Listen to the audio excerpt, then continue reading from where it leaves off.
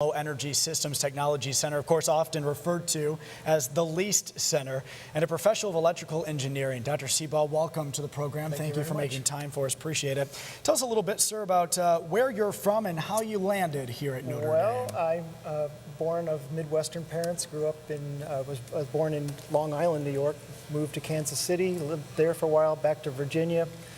Went to University of Virginia, where I got a degree in electrical engineering, and then moved to Texas Instruments, worked for industry for a while, Raytheon, then joined Notre Dame about 15 years ago.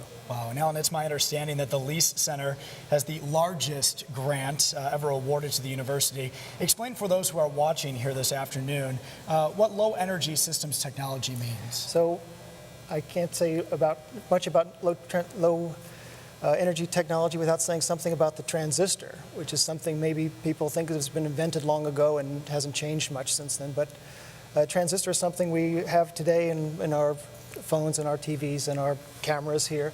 It's been for the last 60 years or so, it's been shrinking and shrinking and shrinking.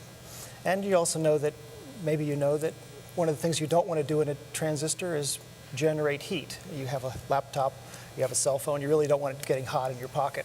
That's a manifestation of some of the limitations of current transistor technology. People have been making it smaller and faster and denser, so we're having to deal with this heat problem. We don't want heat, so this center is about trying to make much more efficient transistors. And if we look in the future and we dream about some of the devices that could come out of the technology that we've already developed here at the University of Notre Dame, what are some of those devices of the future? What may they look like? Well, my industry colleagues would probably cringe a little bit, but being a university professor, I can speculate, so that's kind of fun. I'm unconstrained by economics or really reality of implementation, but one can imagine if you can really start to lower the energy in these kinds of devices that you could start really doing much more making technology without batteries. We can scavenge energy from the environment. So you could imagine if you had a medical implant and you have some sort of pacemaker or something, if it didn't have to have a battery, you wouldn't have to open somebody back up and put the battery back in. But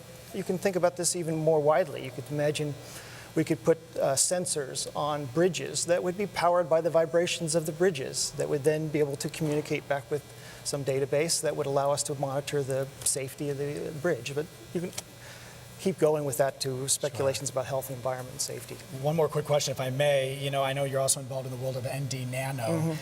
Can you tell us a little bit about any exciting things that are going on in the world of nanotechnology here? Yeah, well, you know, NDnano is really the originator of this this center. It's a Notre Dame group that about 75 professors that gets together across disciplines: biology, chemistry, physics, computer science, all getting together to try to think about what we can really do together to solve problems, to be a force for good. So you'll see that there's many possibilities that could come from that kind of collaboration. Professor, pleasure to meet you. Thank you for stopping by. Okay, my pleasure. Yeah, thank you very much. All right, well, we have much more coming up right after this quick break. Stay with us.